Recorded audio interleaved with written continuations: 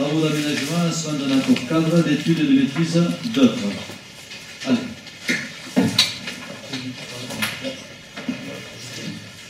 Les différents problèmes identifiés sur le port, sur la présentation de certains pontons ayant déjà nécessité des mesures provisoires de sécurisation, une forte agitation du plan d'eau par gros temps, franchissement localisé des digues de protection par tempête persistant qui doivent être traitées pour garantir une sécurisation et permettre une occupation et un remplissage du port toute l'année. Il est important de rappeler et de souligner que le projet de qualification de l'espace portuaire s'intègre dans un projet plus global du territoire, avec notamment l'aménagement du phénomène. Une réflexion a été engagée pour à la fois combiner les aménagements techniques divers, l'usoir, le petit embauchement de l'alimentation, dont les effets climatiques contribueront à maîtriser l'agitation du plan d'eau vis-à-vis des fortes courbes du large, et une réhabilitation des renforcements chez Georges Petit du pêcheur. Il en résulte un plan de mouillage optimisé, augmentant d'une cinquantaine d'anneaux la capacité du port dans le respect du scope. Des réunions de travail périodiques avec la commission portuaire élargie, réunissant plusieurs dizaines de personnes, ont permis de déboucher sur une esquisse de projet d'aménagement du port de plaisance avec une première enveloppe du coût des travaux estimée à 9 millions d'euros, hors taxe. À partir de cette esquisse, il conviendrait maintenant de s'attacher à la compétence d'un bureau d'études de maîtrise d'œuvre, nécessairement spécialisé en aménagement portuaire, pour étudier la conception détaillée de l'opération et en assurer le suivi des travaux. À ce stade de réflexion, l'évolution prévisible de l'esquisse initiale n'est pas maîtrisée, tant au niveau des autorisations de travaux que du financement et du montant de subventions allouables à cette opération. En conséquence, l'engagement direct d'un appel d'offres de maîtrise d'œuvre n'est pas souhaitable. Il conviendrait donc de s'orienter vers une consultation de type accord cadre, d'études et de maîtrise d'œuvre, en procédure négociée après publicité mise en concurrence préalable.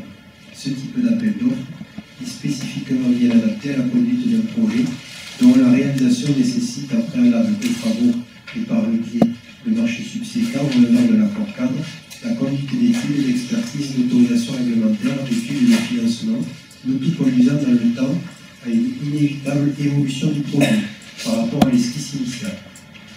Une première esquisse de référence à des solutions envisagées par la commune, l'accord cadre permettra la constitution d'un projet compatible à la fois avec les autorisations administratives et avec les potentialités financières de la commune, et donc d'engager la mission de maîtrise d'œuvre proprement dite. En conséquence, M. le maire propose de lancer une consultation pour la mise en place d'un accord cadre d'études et de maîtrise d'œuvre concernant les travaux liés à l'espace portuaire et d'appliquer une procédure formalisée de négocier. Pour ce faire, le conseil municipal devra autoriser le maire à engager en procédure négociée le lancement d'une consultation pour un accord cadre en un arrêté désignant les membres du jury dont le rôle sera de donner un avis sur l'ensemble des candidatures et signer le marché d'accord cadre et toutes les pièces afférentes à l'opération. Monsieur Junot va vous commenter ce projet. C'est un avant-projet et je reviendrai dessus après. Oui, donc pour présenter les différents ouvrages qui vont être, qui sont projetés, puisque pour l'instant ce n'est qu'un projet. Et donc le premier ouvrage important pour calmer l'agitation du plan d'eau, c'est le musoir sur la digue nord-est.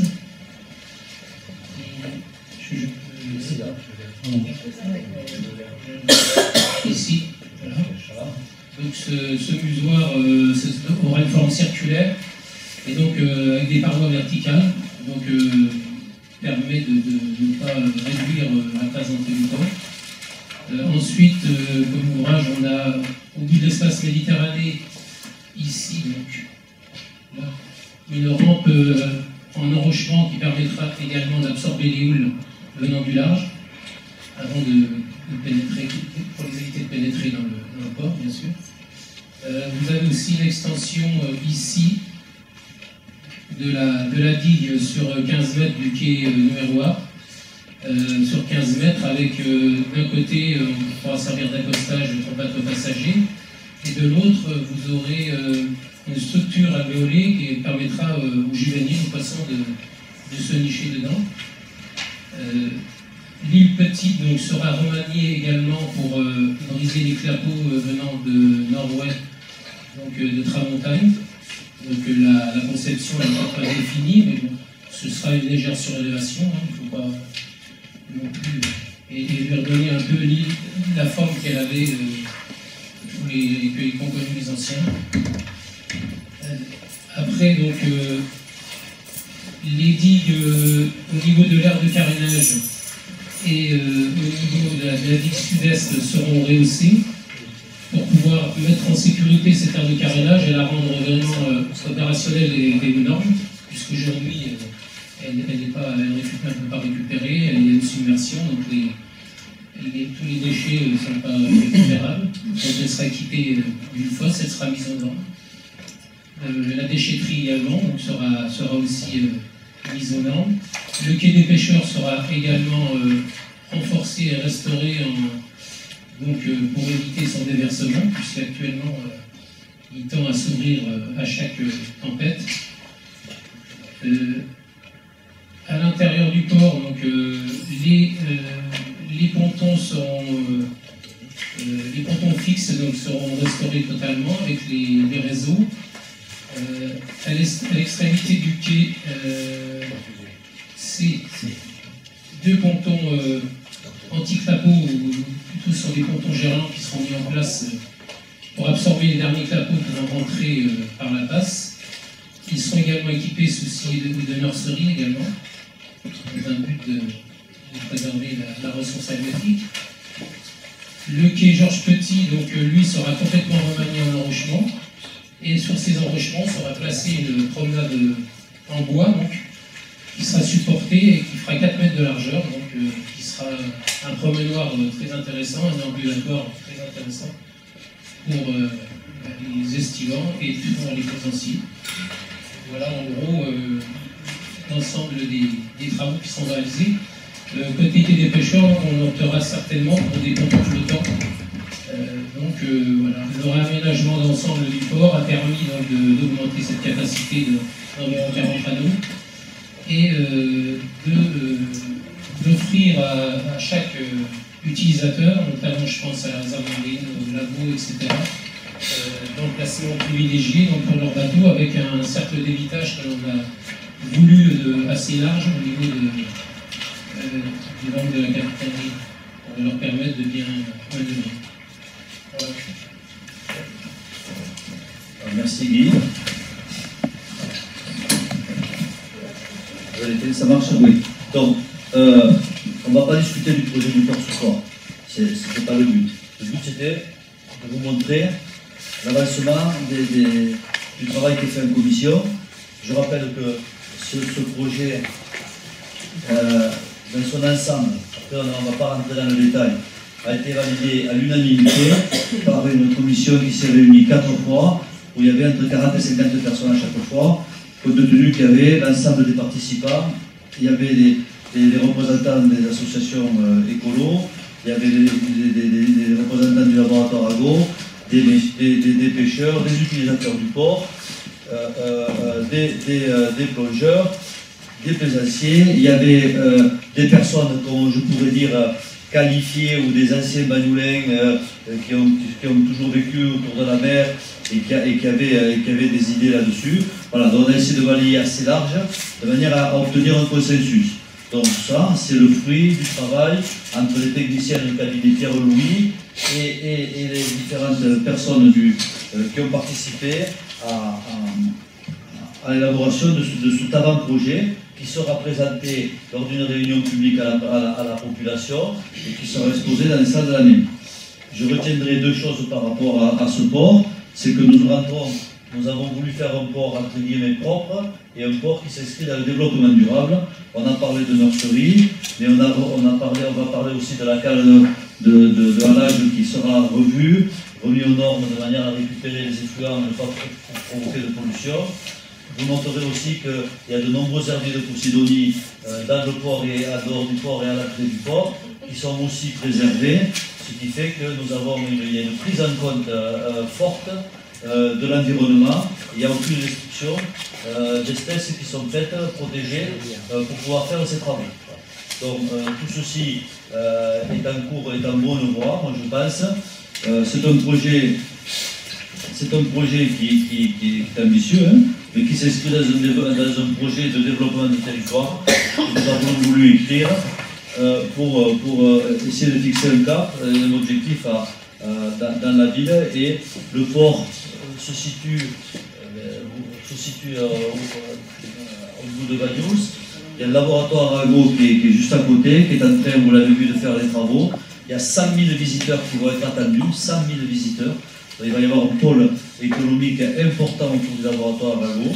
Ce port va pouvoir, il y aura une trentaine, une quarantaine d'anneaux qui seront en plus supplémentaires, mais il y aura aussi 100 ou 120 anneaux qui ne sont pas utilisés actuellement et qui vont être utilisés toute l'année. Donc ce port avec 340 anneaux, 350 anneaux utilisés toute l'année va devenir aussi un pôle économique important où il va y avoir de l'animation, de la vie, et il va se passer des choses, des activités. Donc là aussi, c'est important de s'inscrire dans un projet de territoire. Ce projet de territoire, pour moi, c'est un projet de développement touristique et économique autour de nos attraits, qui sont la mer, à travers les sports nautiques, à travers la plongée, à travers la biodiversité, à travers la réserve marine, à travers le parc marin, à travers ce que va nous proposer le laboratoire Arago. Et c'est aussi un projet de territoire il doit y avoir une jonction avec la ville, une notion de rapprochement de ce port qui est pratiquement centre-ville et qui malgré tout maintenant il y a une certaine cassure. Donc ça s'inscrit dans un projet de territoire dans lequel il y a un projet culturel aussi qui s'appelle l'Alpha d'Aristide, j'en ai parlé souvent. Il y a la rénovation du Cap-Doun, c'est en train de se faire avec 14 arrêts autour d'Aristide Mayol pour amener jusqu'à la Villa Rose, sa villa où il a habité, et pour avoir un attrait touristique et culturel important pour Banyuls.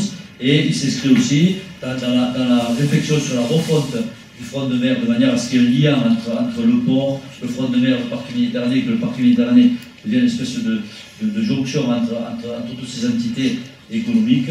Il y a bien sûr dans ce projet de territoire la construction et l'acquisition de terrains pour faire des parkings, autant pour le laboratoire Arago sur les terrains à la sortie de Bagny-sur-Mer, autour du rond-point qui est fait à la sortie de Bagny-sur-Mer, autant sur les parkings autour de la gare. Voilà. Donc on est dans une demande dans un projet relativement important qui s'étalera sur plusieurs années, hein, on ne va pas faire ça d'un seul coup, mais ça me paraît important lorsqu'on présente un projet, notamment aux financeurs, notamment à l'Europe, notamment à la région, notamment à l'État. Quand j'ai reçu Madame la Préfète, je vais présenter ce projet, parce qu'il faut que nos projets aient une certaine cohérence et que derrière, ils aient un réel intérêt, bien sûr, de développement, d'embellissement de la ville, mais qu'ils aient un réel intérêt de développement économique, de créateur d'emplois et de richesse pour la population, pour passer les populations. Voilà, en gros, l'idée qu'on a à travers ceci, pour vous donner des explications. Je l'ai dit au début, je le redis, ce n'est pas un projet qui est complètement ficelé, ce sont quand même les grandes lignes sur lesquelles sont penchées tout un tas de personnes, de personnalités. Voilà. Donc, on ne peut pas passer par un appel d'offres à maîtrise d'œuvre, parce que c'est un projet qui va encore évoluer. Nous ne sommes pas obligés, c'est la loi qui nous en fait l'obligation, de passer par un accord cadre. Donc, c'est cet accord cadre que je donne au conseil municipal de lancer pour constituer la mise en place d'un accord cadre d'études et de maîtrise d'œuvre comprenant les travaux liés à l'espace portuaire en application de l'article 76 du Code du marché public. Voilà. Est-ce que quelqu'un veut intervenir? Est-ce que juste une précision, cet accord cadre ne concerne donc que le port? Pour l'instant, oui. Ça ne concerne pas la refonte du front de mer, parce que vous en parlez, donc ça concerne que le port? Non, ça concerne que le port pour l'instant. Je dis pour l'instant parce que, en fonction de l'évolution du dossier, comment je peux dire, il est difficile de demander des subventions relativement importantes pour la réparation d'un port. Par contre, lorsqu'on est dans un projet global de développement durable, avec des déambulations, avec un réel intérêt économique, avec derrière la préservation de l'environnement, avec du développement durable, avec tout ce que j'expliquais, la protection de l'environnement, etc., on peut être exigible à des subventions relativement conséquentes qui peuvent nous permettre de faire ce projet. Mais à un moment, même si on ne demandera pas de faire ce projet, ça sera lié, il faut quand même que le financeur ait une visibilité par rapport au projet qu'il va financer. C'est-à-dire que derrière, il y ait qu'il y ait une certaine cohérence par rapport au développement de la ville, urbaine, etc. Et qu'il sente que derrière, il y a un réel projet de ville autour de ce qu'il va financer. Mais donc là, le périmètre de la COP15, c'est pour le port pour l'instant. D'accord. Et cet accord-cadre serait conclu pour une période de combien? C'est 4 ans. C'est pas mal de l'évolution du projet. Il n'y a pas une limite de durée de l'accord-cadre. En principe, ça ne dépasse pas 4 ans. C'est 4 ans maximum. D'ici là, on sera. Si d'ici 4 ans, on n'a pas réussi à épuiser cet accord cadre, c'est qu'on n'a pas été bon, franchement, ou alors qu'on est dans l'incapacité de faire ce port. Et moi, je pense que ce ne sera pas le cas. Après, je ne vais pas trop avancer, parce que nous sommes dans un projet de 9 millions d'euros. Bien entendu que 9 millions d'euros, si on n'a pas de subventions, on ne pourra pas le faire. Donc, on espère avoir des subventions conséquentes pour qu'on puisse réaliser ce projet. Donc, pour pouvoir avoir des subventions, il faut monter un dossier de subvention, pour avoir un bon projet étudié, et il faut pouvoir se présenter devant. Voilà. Après, ce projet il est porté par Serge Pagliares, qui est le président des villes portuaires au niveau français, du littoral. Ce monsieur il est conseiller au niveau du Premier ministre par rapport au dragage de port pour tout ce qui est le nautisme. C'est un projet que j'ai présenté à la préfète, je le dis,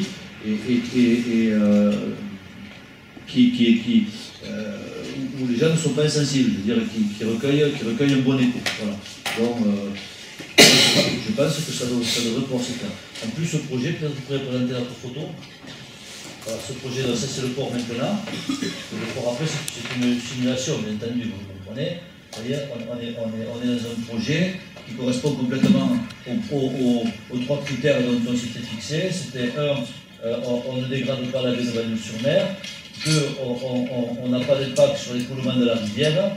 Et 3, on a un projet dont on peut supporter le financement. C'est entendu, à condition qu'on soit au rendez-vous des subventions, tout en sachant qu'avec les subventions qu'on espère avoir, normalement ce projet, sur les subventions financières, on le finance, ça passe sans problème, on le finance relativement bien. Voilà, d'autres interventions?